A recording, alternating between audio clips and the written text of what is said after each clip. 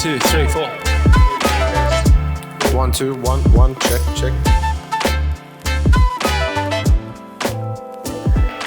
What is going on, everyone? Welcome to episode 6 of the Hockey Life podcast. This is a different style this week. We're actually don't have a normal guest in with us today. We're actually here to talk about what could have been, probably is, the biggest hockey event in Australia for spectators. 100%. The NHL Global Series. LA took on Arizona Coyotes in Rod Laver Arena. So we're going to have a bit of a chat about that. I watched it on the live stream, but Brian, you went down for it with the team. So I made the pilgrimage. I spent a bit of dough on trying to catch those 2 games, but what was the dough? Let's lay it out for everyone. I mean, I don't even want to say it's not a once in a lifetime opportunity because they're coming back. I think this is so the reason why I sort of spent a lot of money for the first game, because my original plan was just to go to that first game because I wanted to be part of history. I sort of immediately recognized, like most people that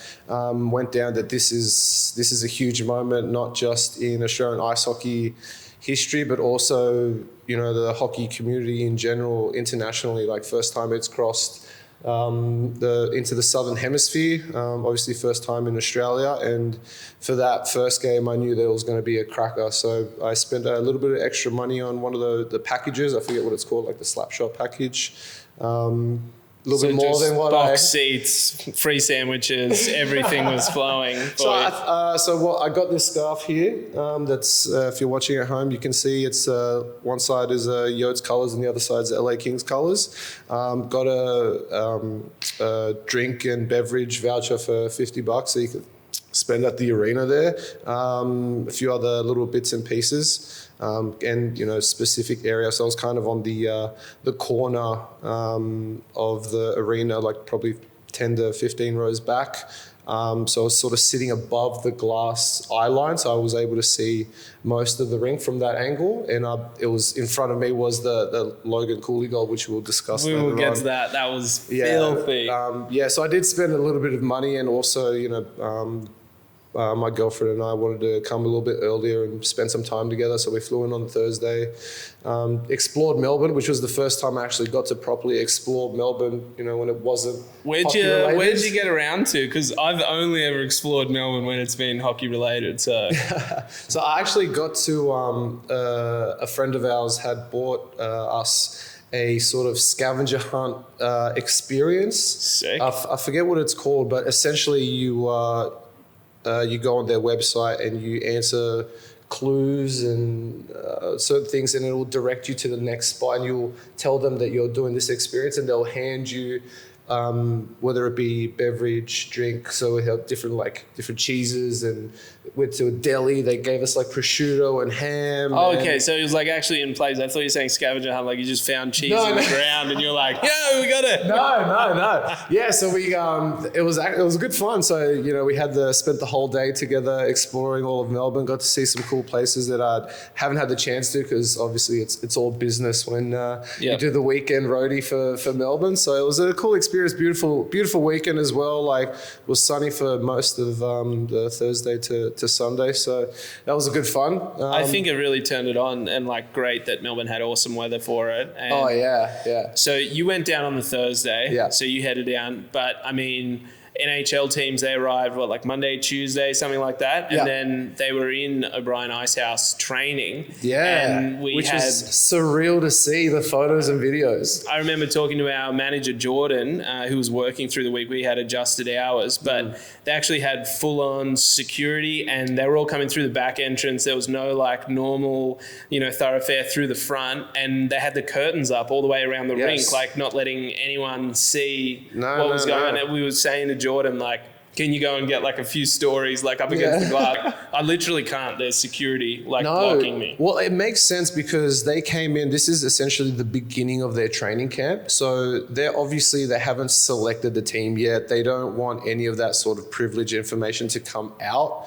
I assume, just from like, if I was thinking about it on the organization side of things, So, that makes sense. But, the fact that they weren't getting trained in the facilities, I feel it was like made sense. Like they're probably better off just getting changed back at the hotel, and then just literally that's crazy, right? Like they were getting changed at the hotel and then bussing it in. Yeah, and then just literally had the skates in their hands with their team issued like flip flops and like shoes. I grew out of home that dressing with after Pee-wees or whatever, but now I'm thinking maybe I need to get back to it. That's the way to go. That's what it is. You don't have to deal with anyone in the locker room. Just straight in, put your skates on, boom, ready to go. Being a home dresser is a bit of a chirp, but we've can't all really done it, and there's something special so about driving down the freeway. Like fully kitted. Like, did I wear a helmet on the freeway? Maybe, maybe not. You'll never know. I will.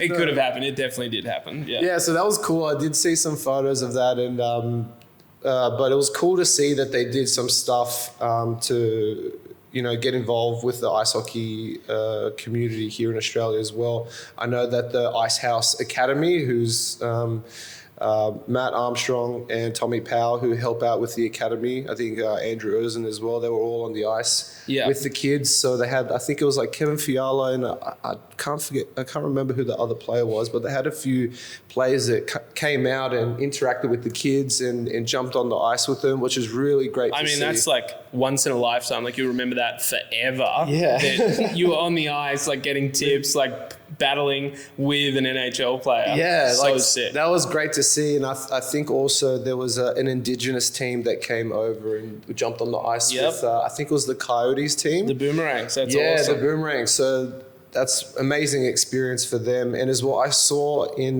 because I was kind of looking through Getty images to see if there was any sort of like cool photos of the whole week, and I noticed that the flag that the Indigenous team had on the ice, they gave it to the Coyotes, and the Coyotes had it in their change room in the arena. Really? Yeah, so I saw that in the background as well, which is a beautiful touch.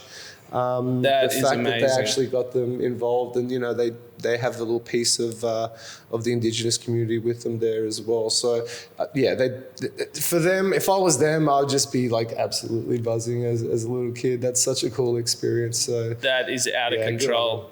And being in Melbourne, the Cup was in O'Brien Icehouse for a couple of days and got to meet Lord Stanley. Got to meet the good old Cup. So I don't know if other than in the Hockey Hall of Fame, that's probably the first time they've been in the actual same room together. Yeah, which is really cool to see. It kind of looked like the good old Cup was the little brother to the Stanley Cup, just a little bit younger, not as big. The Stanley but still Cup the is a little bit prestige shinier. is there. Hey, just wonderful. It's always an honor to get your hands on the good old Cup as well.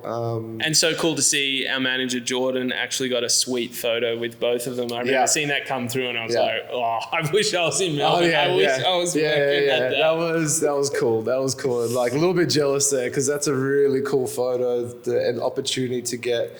But that's another little cool bit of history there that was made. First time those two cups were together. There's probably like over 200 years of history engraved on both of those cups there, which is really cool to see. And I mean, what a great time for Victorian and Melbourne hockey to have that event and have the Mustangs take out the championship. 100%. I think it's just a perfect scenario 100%. For growth in the sport, because when I'm thinking about it, there is so many kids who went to that event and so many jerseys shown off, people like mixing with hockey players from Australia or people overseas. So I'm really hoping that, a lot of great connections were made and that we see more of an uptake in the next generation of hockey players coming into the sport. Yeah, I think so. I think that there definitely has, it's definitely... It was an opportunity for us as a community to show the hockey world and the NHL organization itself that we have a lot of history here. We are very passionate about the sport. I think Nathan even said it on one of his NHL PA clips that he did. Like, we're a very proud community. We recognize that there is a lot of history here, and we want to share that. And that we are able to have that, starting these connections and start communicating with, you know, the top tier league in the world. Obviously Sarah, who has the connection with the Coyotes, we got to get her on the podcast at some point. Talk about that experience. Share her story, because she was right behind the scenes. Like, she wasn't sure if, you know, what sort of, you know, obviously she was being very fortunate to just be a part of the development camp. But, you know, they brought her in as, you know, an honorary Coyote.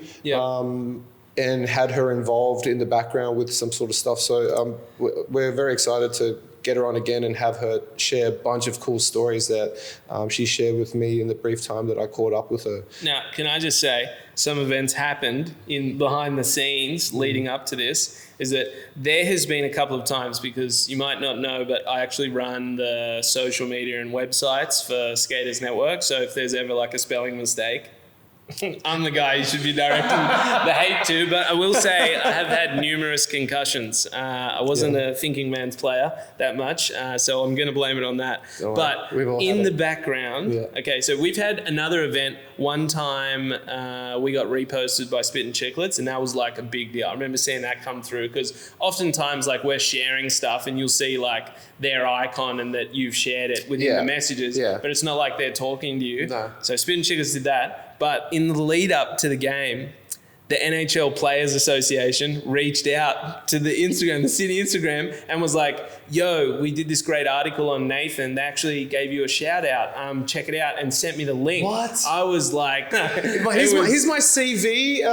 If you need any more content from me, I can. Have you seen that I also make videos? Yes. What's going on? Have a look. Nah, it was legit. And I was like, thank you so much. And I quickly went and looked, and it was a great article, so shared that up. So I was like, that's unreal. Sick. There were a lot of things that the NHLPA, also the NHL Coaches Association did leading up to the actual game. So I got to be a part of the Sydney sort of coaching seminar that they organised. It was a free event. You just sort of had to send in your email saying that you're interested. We had a couple of coaches, Dallas Eakin and Paul Maurice. No.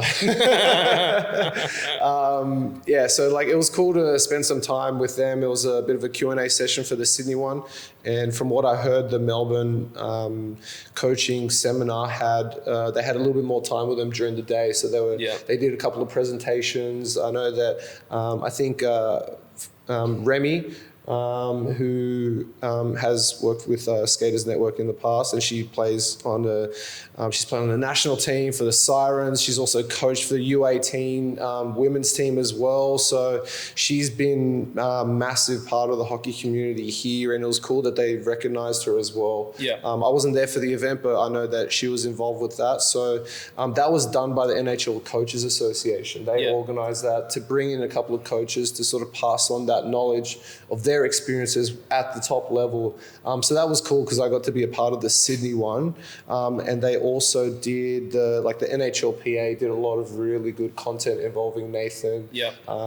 And, you know, all the other NHL players from both teams, to get them and do some like funny content and stuff like that as well. And I think as well, the Instagram account NHL Oz did a really great job of posting so much great content of like, with AHL teams, you know, information about the games, and then also like, you know, Arizona content, LA content. It was just really well put together, and like I saw it pop up. And mixing in AIHL teams as well, like exactly. did that stuff as well. So I think they did an unreal job. That whole team as well. They're great filming, great thing. There was like a day in the life. I really got into it. I was all about it. So that was some awesome content, and I really hope that page stays active and stays around, and like maybe it transitions through the season to really spotlighting like Nathan, and then to a smaller respect, you know, Spence, who's is he Australian? We're claiming him. This is what Aussies tend to do. Is he's just ours. We tend to claim him. Like, isn't it like the Russell Crowe thing as well? Like he's technically from New Zealand. We'll claim him. We'll claim him. So that would be really cool. Well, his story's pretty cool. Like in terms of like his upbringing. So his parents lived here in Australia for a little bit, and that's when Jordan was born. That's why it says he's born in Manly, Australia. So his dad actually played hockey here for a little bit, and then they moved over to Japan because I believe his mother's of Japanese descent. I think they lived there for about 6 years or so, when he was a little kid growing up. And then he obviously moved back to Canada where his dad is from. And that's when obviously he was able to go on this unreal career, representing Team Canada in the World Juniors, now being a key component for the LA Kings in terms of their defense. And you know what, we'll claim him. I mean, obviously the hockey fundamentals cemented here in Australia. That's the basis of any good hockey career, and he got it here. So, we'll claim you, Jordo. It's all good. You're not Jordan Spence anymore. You're Jordo. Jordo. Huge shout out from the Spit and Chicklets crew who was talking about the Australian event in their latest podcast. So we'll cut to that now. Biz, down in Australia, LA, Arizona, all the way down there for a couple of exhibition games, hoping to grow the game here. The games are being played at Rod Laver Arena. It's actually where the Australian Open in tennis is played. But Craig Morgan, the great Coyotes reporter, he said that last night there were puddles, ruts, and uneven coloring on the ice that led to the practice being moved. I think they fixed a few of the things in the meantime. But I just want to say, Biz, we've had, since we started Chicklets, a lot of love from Australia. So to all the blokes and cheerleaders down there, thank you, mate. They've been great for supporting us. I was hoping we went down there, to be honest with you, man. The Australian Ice Hockey Federation has been set up for, I think, over 100 years as of right now. Like, it was one of the first places to introduce ice hockey. So as far as the history of the game there, it goes on forever. Obviously, it hasn't developed at the pace in which they probably expected, but they do have a professional league over there. When I went over there for the Olympic Network, we covered it, and they have 2 teams in Melbourne, and I think the league has about 8 to 10 teams all up the Sunshine Coast. So recognizing it and picking up, and I thought it was interesting that they were saying, like RA was saying, that he was hopeful that they were actually going to come down to the event.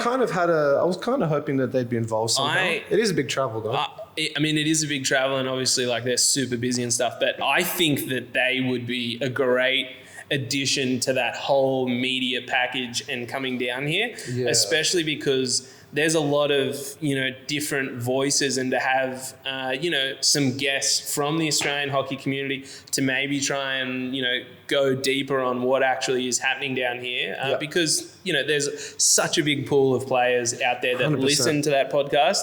And even if it opens up opportunities for different players who maybe want like a different route or would love to come and play in Australia in the AHL and come and see it, or just to know that, if they come out here, they can play hockey out here. It's not like they're going to have to leave their great sport that they love behind if they come out here and work for a while or live or, so I think that's really cool. Definitely. I think with just getting to the point where people aren't surprised that there's ice hockey in Australia, that's a good start. Just shining the spotlight on our tiny little island that, not many people know. I think, like most hockey players here in Australia, you've had this conversation, I've had this conversation with the average person that doesn't know. Oh my God, I had no idea there was ice hockey here in Australia. If we can get to the point where like everyone knows that we have a strong community here, and to the average, sports fan here in Australia can get involved in some sort of capacity or just be aware that it exists. Exactly. And because I think we look back 5 years, it's really been Nathan holding that torch and flying it really heavily over he's there. Been a flag bearer for us this whole time and carrying it. So we've got some youngsters coming through, and hopefully we see more Australian talent breaking into the NHL. And I just think that now we're at least in the conversation worldwide. Like NHL has recognized that this is a market. Everyone's doing a lot of work to push the sport forward, because all we want it to get better. The teams, the sponsorship, the ability to play, more rinks, we want all of that to happen. So I think NHL's come into the equation now, and there is going to be some kind of a program happening, I think, where there's going to be like learn to play coming into schools, maybe with some ball hockey and things like that. And that'll be really key, because I think at that grassroots level of just starting those fundamentals, because it doesn't have to be that full jump of like, I want to try it, so I'm going to have to get skates, shins, shoulders, and the full kit to try it. No, you can try street hockey or ball hockey and just kind of learn that and, fall in love with the game there and then just build up to it, because the whole of hockey is just a progression. It's not really a sport where you kind of get into it and then you just hit the level and you're there. Yeah. It's just a constant drive to just keep getting better. Definitely. I think that like street hockey / ball hockey is the best way to get involved into the sport with the least amount of friction. Yeah. Just a cheap wooden stick, or like a hand-me-down tennis ball, something simple. You can crash a can of Coke and just stick handle, pretend like that's a puck, like when I was a little kid. That's like the easiest way to get involved into the sport. Just get a stick in your hand, just start mucking around with it.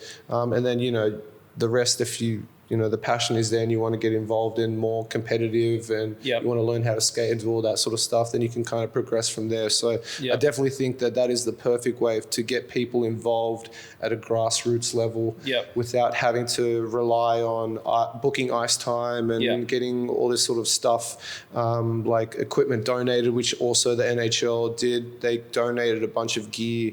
I think it was like 50 sets of gear to that's going to be spread out throughout different clubs, I believe. So that's another shout out. Unbelievable job doing that. But at the grassroots level, look, the street hockey right here. That's the easiest way to get involved. Talk to me about the NHL activations around Rod Laver Arena, because we had some team members kind of helping out and we donated some street hockey gear to that. How did that all run? Yeah, so as you walk to the Rod Laver Arena outside, there was all these different sort of activities that were outside that people can participate and be a part of. One of them being this sort of street hockey initiative grassroots program that I believe the NHL and Ice Hockey Australia are trying to get started. So there was a few people from the Ice Hockey Australia community that were helping out with that. So they just had a bit of sport court laid out, a couple of nets, some boards put around, and the street hockey sticks with some ball hockey going on. So I got involved with that, started shooting some pucks on Vadim Vyasov, who was rocking his Team Australia jersey and getting involved with the kids. So it was cool. That's awesome. I didn't mind ripping a few pucks at him. What a great opportunity, because for someone like a family who's going to the event and interested, and then the kids or the adults get to just shoot the puck for the first time, or just get that first experience. That's awesome. 100%. And here's a few of the things that they had, which is really cool. Obviously they had the typical shooting accuracy, harder shot, all that sort of stuff. I did see Willow on the second day ripping some clappers for the hardest shot. Was there any sticks left, or was he just snapping? Or they had a big range that he could choose from? Well, I did ask him if there were 120 flex. That's what I said. I was wondering if he was had that mean look on his face as he was ripping clappers, because I remember seeing that every time back in the day when he used to play. Imagine if he used a 77. Oh my God. Could you imagine?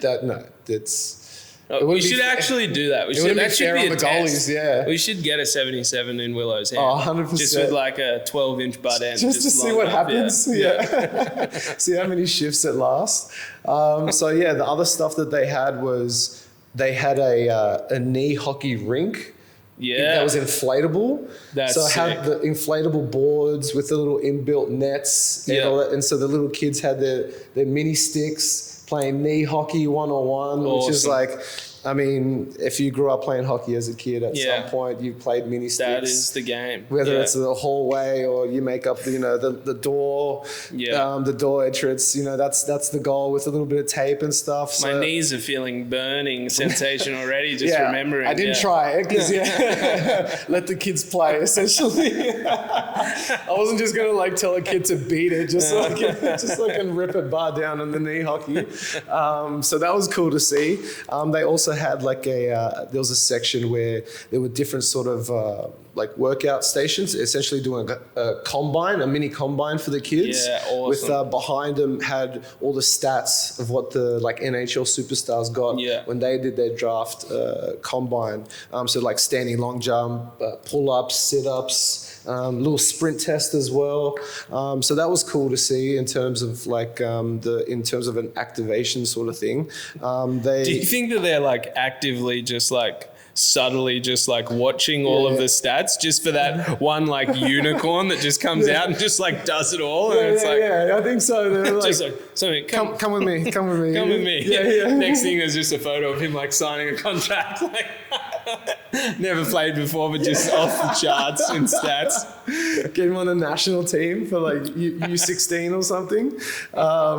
So like that was cool. The other stuff that they had, so they had a VR. So if anyone's ever done the VR hockey stuff, where you put on the goggles, you have a hockey stick in your hand, and there's an attachment to the hockey stick that measures, essentially you'll be in a VR setting, catching passes, shooting pucks and stuff like that. They had bubble hockey. So awesome. The tabletop game, that was unreal. What else did they have? Oh, they obviously had the Chell. So people that love Chell, they got to play a bit of some video games there as well.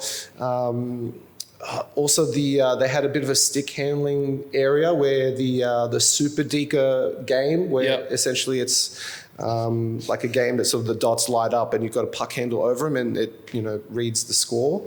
That was good fun. I did one with Vadim. Who won? Vadim. It was 2-1. We did best of 3, but he got me. He got the best of me twice. But he's a hands guy. That's not my game. If there was a game where you could chip it into the corner, like I'd be winning that one. What would that one be called, Ryan? I don't know, but I'm inventing it because it's a $1 million idea right there. We'll call that one the Death Trap. 4th line, special. They also had. What else did they have? Oh, they had you could get your photo taken. It can get photoshopped onto your own personalized hockey card. Awesome. What else was there? Just some sort of cornhole games. They had a game where you can toss the hat onto some sticks. They call it a hat trick game. So there was a lot of stuff there to do outside of the rink before you even got in there. So as I was sort of walking around, it was great to see people from all over the hockey community. You just saw jerseys from junior clubs, beer league jerseys, AIHL jerseys, obviously NHL jerseys. Speaking of jerseys, I saw TSN put up a good one, and Chicklets, I think they bumped it out. The 2 guys, with Arizona Coyotes jerseys, both with Biz Nasty. Because I'm like so glad that they shouted those guys out. That they were sitting next to each other as I'm walking. I think this was for the second game. I walked into like our little section and I look down and I see 2 Biz Nasty jerseys. They win the best dress. That's it. Like you won the competition. And you know what else was great? There was lots of different signs, like a puck or a stick for some Vegemite or some different things, which was really great. Yep. One was like for a stubby holder for the Perth Inferno team, the women's AIHL team. So. And I saw the teams were letting the sticks fly into the crowd on the way into the tunnel. That was awesome. Some people got some great stuff. Well, I was part of the. I got to see the open practice that they had on the Friday. So.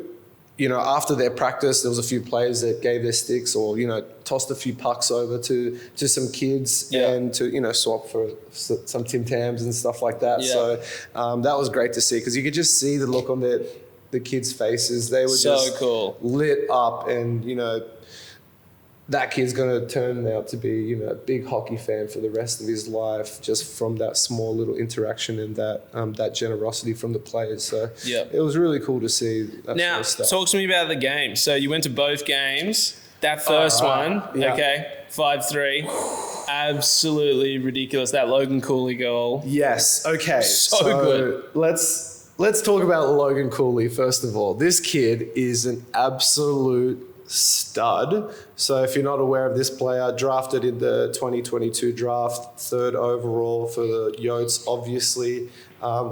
He didn't play last year because they sent him over to Minnesota, where he tore it up for I think it was 60 points, just below Fantilli. Went to the Frozen Four.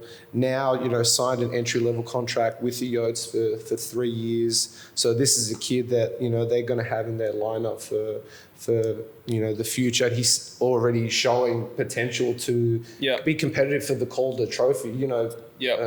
Bedard has some competition out there now because that goal is going to be synonymous with that event. It was such a special goal. The spinner, everyone's seen it online. He even starts from his own end, just coming in with a lot of speed, nice and low, picks it up from the defenseman through the neutral zone, little give and go. As he comes into the zone, pulls off a spinorama move. Yeah. I've never done that ever in my life, not even in practice. And then to pull it back to forehand, falling. And then as he's falling, he gets under the puck and lifts it in this seemingly impossible angle, just shelves it on the goalie. And just creates a special moment. The whole place just erupted. Yeah. It was an amazing, amazing goal to see. That's what a ledge. Goal of the year, I think, in my personal opinion. It was so cool, Channel 9, just seeing NHL on Channel 9. Yeah, the fact that it was free to air. Yeah, both games, unreal because, obviously, everyone can't come to that event. Yep. But the fact that it was done free to air for everyone to see, so even the average person that might have been interested in watching NHL games, but never wanted to buy the subscription or just saw it whenever it was at a pub or something like that. Do you know what I mean? So it was cool that they actually had it free to air. Yeah, that was awesome to see. And what did it look like in the arena? Because obviously when things are filmed, it often looks different, lighting conditions or whatever. How did it look in the rink? The lighting in the rink to me was fine. I was able to see everything well. I heard from people that it did seem a little bit dark in certain areas. I think that might be just because on one side behind the goalie, they had the black curtains put up there. Yep. So maybe that might have a bit of an effect on how it seemed on the actual the coverage. But from where I was standing, both in game 1 and game 2, I was in a different spot in the upper bowl. Yep. I was able to see it pretty well and was able to enjoy brilliant. it. So I think everyone, doesn't matter where you were sitting within the arena, you had a pretty good spot to see a lot of hockey there. Now, I've been to a few NHL games. Was there any inflatable blimps flying around and shooting out T-shirts? No. So no T-shirt gun, but I think that was because everyone was super close, so they didn't really have to. I think they might have handed out some concussions if someone wasn't able to catch those T-shirts. They didn't. Everyone was so close in. Yeah, that was the perfect venue to have the game. They had the rink sort of put up a little bit higher, obviously because it's a tennis arena, so it's a little bit lower down. But I think from wherever you're sitting, you were able to enjoy the game just fine. Yep. Is this a case where, we're to that next level now? NHL is coming out. Does this mean that we now need a 4,000 seat arena?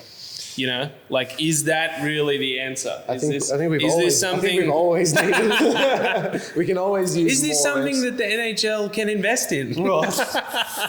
Yeah, I don't know. I mean, that's I think a lot of larger entities need to get involved for something like that. Leave it with me. Do you know any? I've got a direct line to the NHL PA, so I might just flick them a message. He's a cool idea. Listen, guys, I got an opportunity for you. Yeah, real money making opportunity here for you. Let's cleaning on a building like that is not that much upkeep. No. Surely not. Yeah, keep that place cool. Wasn't you could see there was a little bit of issues with the ice. The practice on the Friday, the Kings were able to practice, but the Yotes weren't able to because the ice was pretty chewed up. Yep. And it was deemed unsafe at the time for the play, so they just moved over to the ice house, which is unfortunate. But obviously that's essentially their workspace, the ice rink, and if it's not in safe conditions, then it's just not in safe conditions. And the most important part was to actually have both games played. You could tell that the ice was getting chewed up a little bit. It was kind of soft, but I mean.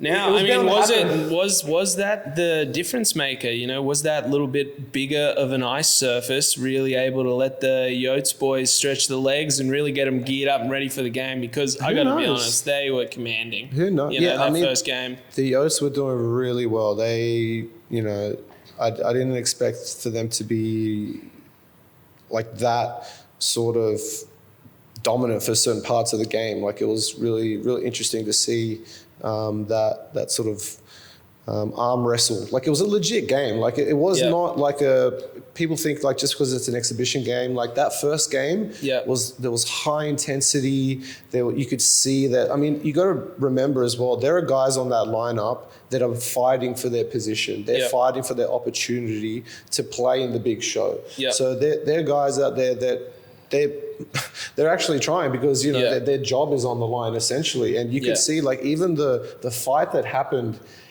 at the game, like first NHL fight on Aussie soil, and what a cracker that was. They were two absolute units. I got the names here of them. We got Josh Brown and Jacob Doty. One is 6'5", Brown being 6'5", 100 kilos. Doty for the Kings, 6'3", 100 kilos. And they went for a while too. It didn't stop quickly. It wasn't like somebody pulled it down. They kept it going. They were absolutely hammering each other. And it was also that cool little viral moment that happened when I think it was Doty, the Kings player, he sort of threw a left, which popped his helmet off. And when he went to throw the right, his elbow sort of popped the helmet up in the air, and the line, he catches it and then just drops it all. It was like the coolest little moment. So just a couple good town boys sorting it out. Just a couple of gentlemen handling it like gentlemen. They had a bit of a scrum in front of the net I think it was in front of the Yotes goalie there. Obviously, they might have had a little bit of a chat across on the penalty box side of things. I've always been a big fan of answering the call. You know what I'm saying? Not me personally, but other people, they have to handle it. There are certain people that are built to handle that, and those two guys are definitely built to handle that because they popped out of the box and they were ready to go. It was an unreal fight. But like, I want to backtrack a little bit. The start of the game was really special to me because they recognized the Flying Dutchman, Dick, who, if you don't know, we got to get him on the podcast at some point. How many rinks single-handedly did he build and build culture? Like 5 or 6 rinks. So he's a 100-year-old Auschwitz survivor. So he survived the Holocaust, and then after that moved to Australia. And he built a bunch of rinks, one of them being the Blacktown rink. And he's helped coaching, playing, obviously building rinks like I just mentioned. He's been an integral part of the Ice Hockey Australia community. And it was, for me, when I saw that he was the man that was being recognised to do the puck drop for the first game here in Australia, like I got emotional. I started standing up because I'm aware of his story. I've played for the Bombers, who he helped start that club, and those guys consider me an honorary Bomber, and the fact that he was the one that was able to drop the puck was a special moment in hockey history, and the fact that they recognised him, they picked him as the guy, because if I kind of had that sort of feeling, that moment when I saw it, was like he started the ripples that allowed for this event to actually happen. If he didn't come to Australia and start building rinks like the one in Blacktown, there would be no Nathan Walker. There would be no Nathan Walker having the opportunity to go overseas and play in the NHL, have the career that he had, put the spotlight on hockey in Australia, and show the NHL that there is a strong community here. So if it wasn't for him, in a sense, like he's one of the key reasons why we were able to have this event, just based on like the ripple effects of how he was so integral with the hockey community and being a builder, essentially. It's so amazing, and there's actually a really good podcast series on his story and his life. As a survivor, So we'll put that link right here. Somewhere if you're watching. It'll be there. Yeah, and like I'd love to have him on the podcast at some point and talk to him about what it was like, you know, starting and building rinks back in the day. And I mean, back in the day, that would now to do it again, like I mean, we got to get him back on the tools. That's what we need. 4,000 seat arena. Yeah, he's the man for the job. Yeah, like he's done it. Like he's actually like put the money where his mouth is, and he's actually like walked the walk. So what a legend. The fact that he got recognized, like that was such a special moment. And like I stood up and I could see around the crowd, the people that sort of knew his story and stuff, they were sort of standing up and acknowledging him. So it was cool to see. That sort of kicked it off in the right way for me. And I mean, the rest was literally history. Like it was good fun. Yeah. And I mean, lots of media coverage. You were able to speak with the keeper of the cup. That was great. Oh my God. You know, just to grab that interview, that was perfect. Yeah, it just happened so quickly. So this was on the Friday after we found out that the Coyotes practice was cancelled. I just hung around at the front, tried to get some content, film, and do some stuff. I saw during the Kings practice that there was a massive line for the cup. And I was like, I kind of wanted to watch the hockey because I'm a bit of a hockey nerd for that side of things. But when I saw that it was cancelled, you know, towards the end of the afternoon, the line got a little bit short. I snuck in there, got a photo with the cup, highlight. Boom. Another highlight for the life, like another tick in the in my life. But anyway, and he was obviously there because he was going to take the cup because they were done with it. So I got a quick little photo with him. My girlfriend sort of slid into the conversation. Hey, Brian has a podcast. Would you mind if we do a quick little interview? And he was more like, he's such a nice guy. He's that absolute beauty. Did a quick little interview with us. And, you know, he even mentioned, like, if you'd like to have me on the podcast at some point. 100%. That would be so sick. And because he has been everywhere. He has met everyone. He's done it all. Like, every NHL event, like, all the day parties. Like, he's seen it. Yeah, he's there. Like, he's the only guy to have that job, and he's been with it for like decades. He knows more history about the cup than anyone else. Like what you said, he's had all these experiences with it. So Phil Pritchard is the name of the man, aka the keeper of the cup. We're going to have him on hopefully sometime soon. I'm going to spam the crap out of him to get him on the pod. But that'd be great. And and then also, like afterwards, I got a little bit of the media tour of Brian in Melbourne just keeps continuing. This is so weird. So for the first game, my girlfriend, my sister and I, we're going to walk to where, you know, we had to check our bags and stuff like that before we go in. And then I didn't realize, but walked past a lady from Channel 9 with the cameraman right there next to her, and she was sort of like looking to interview someone.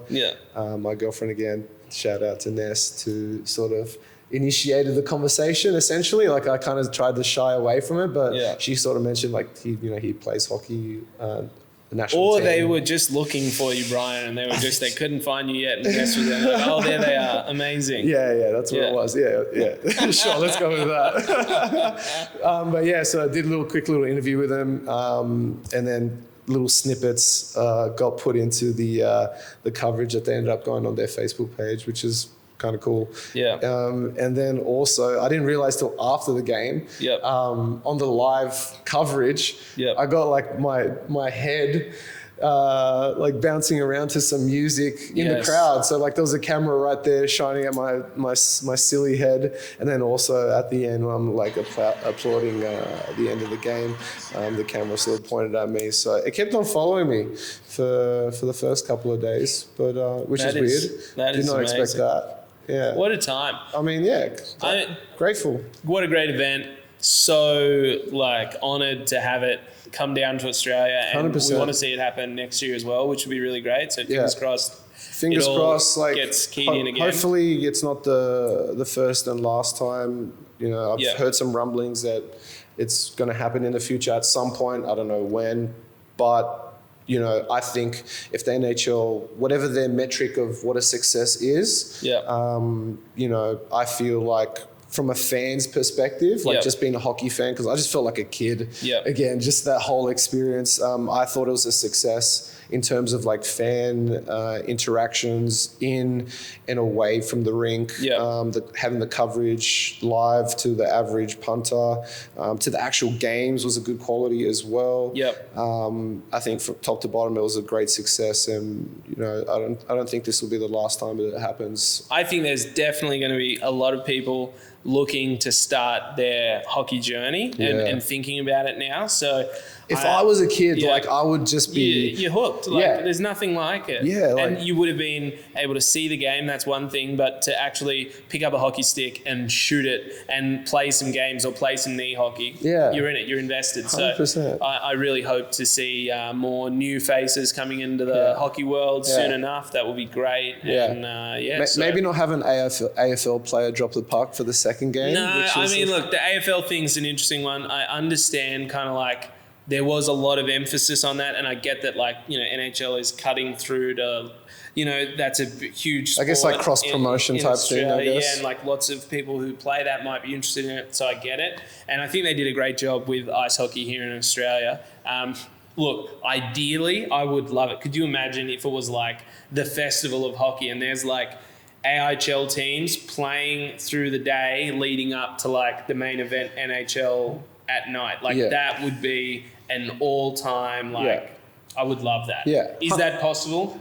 Well, I think if they can figure out the ice conditions and to make sure that it is going to be at a good quality for the NHL players, for the main show, if they can, even if it's not an AIHL team, just have maybe like the cross ice little kids. Could be a kids team. Could be, like there's ways to kind of get it done. There's all like, you know, as great as the event was, you know, there is room for improvement in sort of like being able to integrate with Ice Hockey Australia and the AIHL to be a little bit more involved, maybe to show, hey, these are the teams that are around Australia, or like this is the full list of rinks. This is, and maybe like little stalls. Like imagine if like each club from around Australia, there was like a little like tent and it had a stall and it had about their club. And hey, did you want to find out more about playing? Are you from this area? Okay, those clubs there, they're in your area. These are the days that you can come out and do D-League, or these are the days where you can start to come for registrations for hockey. And, you know,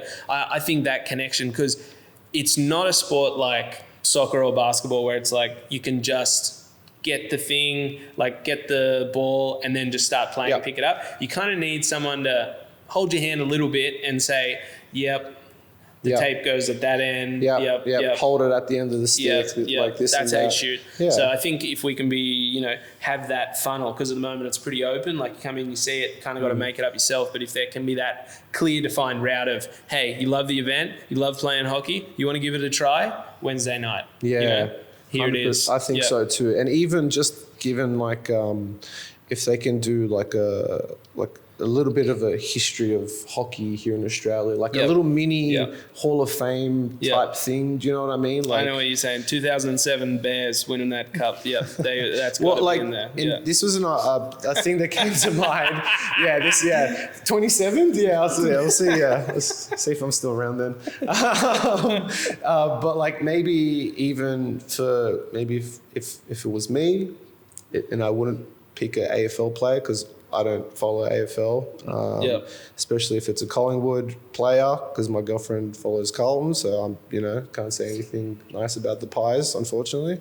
But if I were to pick a person for that second day, maybe like a Brendy McDowell, the captain of the team that won the AIHL, 100%, or maybe someone from the Ice Hockey Australia community, someone similar to Dick, who's been integral, maybe not an AFL I get it. player, I get it. I understand, I get the connection. I get it, but this is just me being a selfish hockey player, like in that sort of a sense. Yeah. But I get it. Obviously, there's probably some sort of connection with TEG Sports, who are the organization that helped organize the whole event. Shout out to them. They did a great job in terms of promoting it and stuff. Look, at the end of the day, I think we get some of the AFL players in the sport, because I've seen a lot of tall ones. AFL fans. I can see some definitive playmaking defensemen ready to go. Yeah, definitely. Yeah, just get them on a pair of skates early. Yeah. And if your AFL career isn't quite there yet, come over and just be a bruiser. Look, and if all else, if it's not a winner, it's still, seeing a 6'5" dude go over the boards, that is something to behold. They are monsters, those guys. So I had an AFL player, the name of him escapes me. I believe he's a GWS player, came to one of the Bears games. And I had my skates on, and I'm 6'4", and with skates on, I'm, decently tall. I'm taller than most people that I come across with, especially if I'm signing autographs or shaking hands after the games. And I'm still looking. Humble brag, just slid that one in. But even when I met this guy, and he's just in regular shoes and I'm in my skates, and I'm still looking up to this guy, and I shook his hand, and he's just got these massive paws on him, and so there's some absolute units that play AFL, like what Nathan said in our interview, like rugby, AFL, all those codes, they'll definitely love the sport of hockey because of the physicality, because respect to them, that they are tough games to play. And I definitely think that, to your point earlier, that there is probably going to be, a Venn diagram of the two sort of fans. I think there'll be a lot of people on the inside of that Venn diagram that both would be fans of rugby codes, AFL code as well, and hockey. So, look, it is what it is. It was still a great event, and I can't say anything more because it was just unreal top to bottom. I feel like a little kid again. Yeah. Anyway, thank you. That has been a long one, a great one. What an event for Australian hockey history. And, glad to be a part of it. Let's do it again sometime in the near future, and be sure to like, subscribe, share this with your friends if you want them to be a part of the Hockey Life podcast family. Yeah, and make a suggestion as well. Drop us a comment, 100%. Remark if you want a certain guest to be on the podcast, or you've got some great ideas. Comment in the YouTube section. Give us a review, anything in terms of engagement. We're going to try and get an Instagram page as well, just so we can put out some more stuff on there. But plenty of big things to come. Awesome. Thank you for watching. We'll see you at the next one. Yeah.